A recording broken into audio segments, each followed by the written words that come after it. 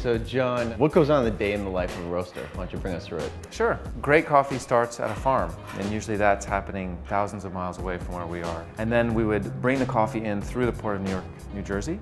Coffee would come to us here, and we would take it to our lab for analysis.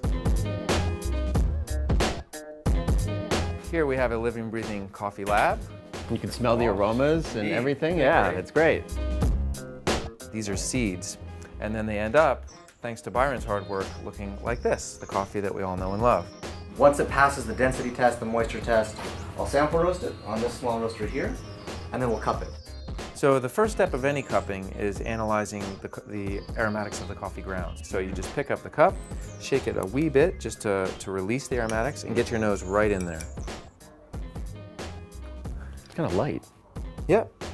The first test we did, we'd be analyzing the fragrance, and now we're analyzing the aroma. You get your nose right down over it and just take a few small sniffs.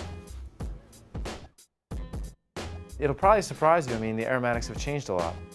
So imagine you're at a wine tasting, a beer tasting. We're looking for the same things you are. We're looking for what are the flavor notes.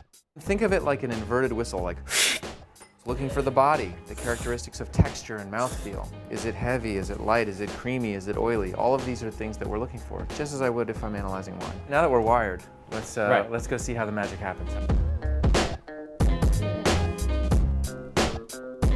So Anne, what's happening here? Talk to us about what's going on. Well, we've just started a roast. It's now working its way up the hill and absorbing the heat in the drum.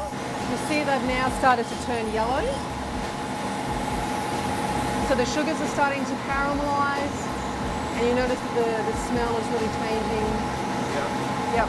So then we're now preparing the bean for the first pop phase, and that's that big energy release. It's really important that we don't interrupt the sugars at the end of the roast as well. So it's really important that we let this coffee cool. Now it's time to taste it. Now it's time to taste it. Now it's time to actually see where the rubber hits the road. If Joe here doesn't pay attention to how he's extracting the coffee in that last phase, how he's steaming the milk, how he's even pouring the milk, he's ruined my experience. The expression of all those countless hours of hard work and due diligence rests right now firmly on the shoulders of Joe Duzenovich. No pressure, Joe. No pressure, no pressure. I might shake a little bit. Thanks Cheers. for having us today. Oh, it's absolutely a pleasure. Great. I'm going to be like the biggest coffee geek ever now.